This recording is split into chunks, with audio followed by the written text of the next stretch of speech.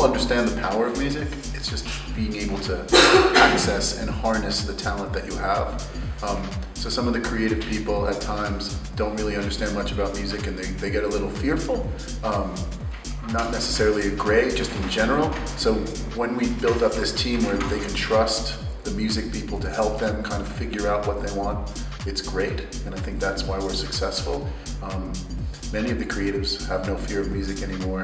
They're very open about what they want, and we kind of collaborate with them and make it happen.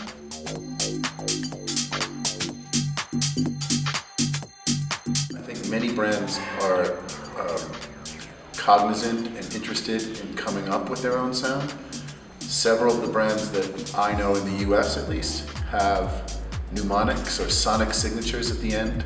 AT&T, Intel, some of the other brands that are very distinctive, and as soon as you hear it, you know it's the brand. Other brands have kind of an interest in coming up with an overall sound. It's very hard to do. You have to be very patient and kind of stick to a plan, and sometimes the executions, the content is so different, from execution to execution, that it's hard. But I think brands are really cognizant of having a brand sound.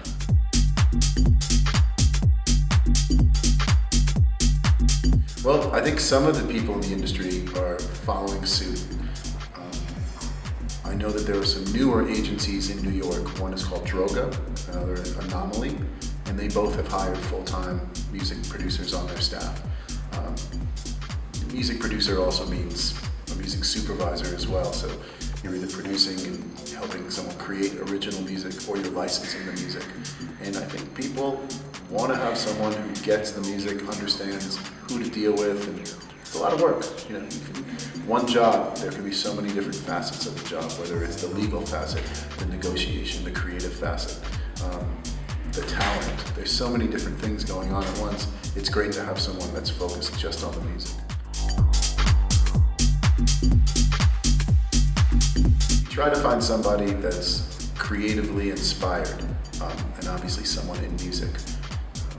Early on, we had Tony Bennett, who's a very inspired man, still performs into his mid to late 80s. We've had Lou Reed, we've had Yoko Ono, Debbie Harry, people that not only are musical and talented musically, but are creative and inspiring to the young creatives and older creatives that attend Cannes Lions.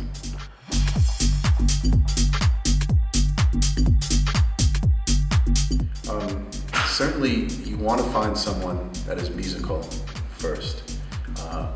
Secondly, someone who's musical who also understands kind of the corporate structure a little bit. I have been working in music my whole life as a musician for many years. There are some great, super talented, creative musicians that might not relate to clients very well, or internally in a small or large agency. Person that returns an email right away. They might not do a follow-up call. Some people, I guess, are more creative than they are organized or business-like. So you need someone that has kind of a balance between their left side of their brain and their right side of their brain. So musical, organized, producerial, buttoned up. It's hard to find that mix. I spend a lot of time working with my team and finding people from my team that have that balance.